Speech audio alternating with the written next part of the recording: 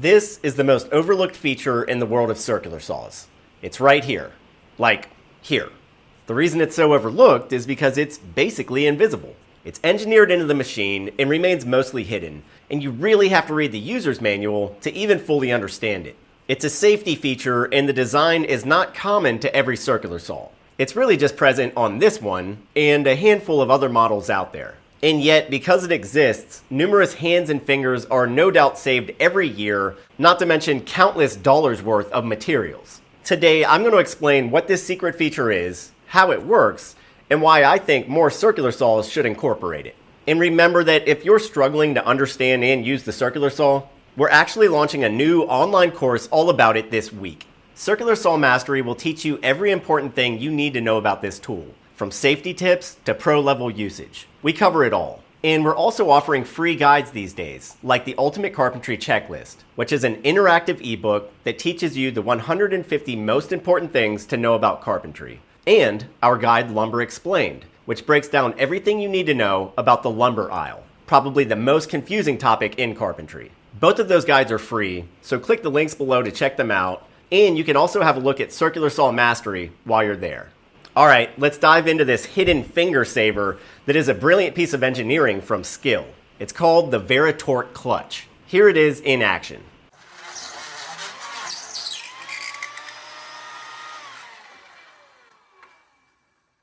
I've mentioned many times before that one of the worst things that can happen while you're using the circular saw is kickback. This is where too much pressure builds up on the blade, causing the saw to buck backwards out of the cut and up towards the operator. Kickback is bad for the saw and bad for you because it could bring the spinning blade into contact with some part of your body. There are numerous ways to prevent kickback, like fully supporting your workpiece while cutting. That's a big one. Many people will still experience kickback at some point, and if they're not prepared for it, they can lose control of the saw and possibly get hurt. But a handful of models out there do have this unique feature, the Vari-Torque clutch. It's associated mostly with this tool, the classic rear handle lightweight skill saw. This is a worm drive circular saw, meaning it has the blade to the left and the motor mounted offset to the right of the blade and slightly to the rear. The Vari-Torque clutch, however, is on the other face, at the blade mount. It's a simple mechanism comprised of the blade stud, or bolt, the outer washer, the chunkier inner washer, and the blade itself. The Vari-Torque clutch is basically a pressure-sensitive system that allows the blade to slip when it encounters too much resistance. I triggered the slippage by mishandling the saw and twisting the blade in the lumber. Friction built up on the blade walls and the blade stopped spinning, even though my finger was still pulling the trigger. Now, I'll say at first that I do not like to do this to my saw. It's bad for the tool and it risks throwing the blade out of alignment.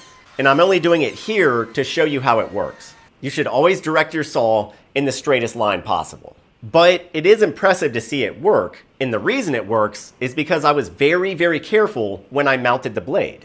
To install a new one, you just put the blade on the diamond plateau on the inner washer, press on the outer washer, insert the stud, and finger tighten counterclockwise until it's set. But here's where things get very particular. In order for the Vari-Torque clutch to work, you have to be careful how much you tighten it, and you should only ever use the supplied wrench. The wrench with the skill saw is very short. That's because they don't want you to exert too much turning force. The shorter the wrench, the less leverage you can create. With the blade locked down and the wrench on the hex head of the stud, I only want to rotate the stud 1/8 of a full rotation, or 45 degrees. This limited pressure is just enough that it secures the blade, but keeps it loose enough that if the blade binds up, it'll slip before it kicks. If it's too tight, then it can kick badly, just like any other saw, which you can see happening here as I do terrible things to my cut. Again, don't do stuff like this.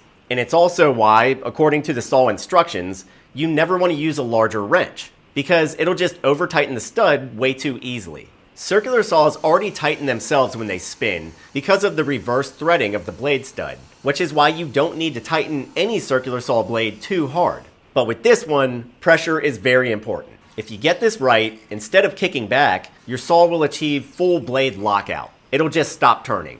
But at times, even this can be too much. If you're cutting thicker, denser wood, for instance, it may lock out too frequently. And in that case, Skill recommends just barely tightening up a bit more if you're getting too much blade slippage. like less than 1/8 of a turn. I actually experimented with all sorts of pressure settings, all judged purely by hand with the supplied wrench. And I found that you can actually get moderated slippage that's highly effective and almost too fine to see. I'm really grinding my saw here, trying to cause a kickback, and all I get is this sort of backsliding, a reverse pressure with the saw pushing back at me.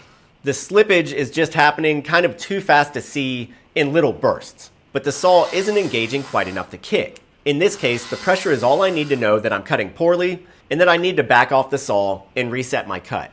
That's how the Vari-Torque clutch works, and I think it's a pretty brilliant and way too overlooked feature of the classic lightweight skill saw.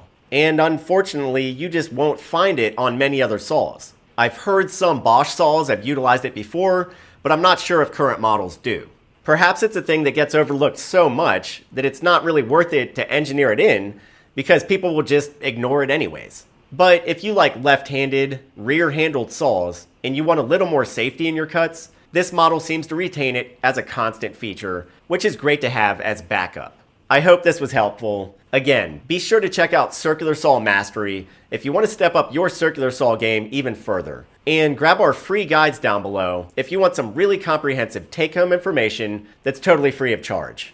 As always, thanks for watching, and I hope you'll consider subscribing. I'm Ethan James with TheHonestCarpenter.com. I'll see you next time.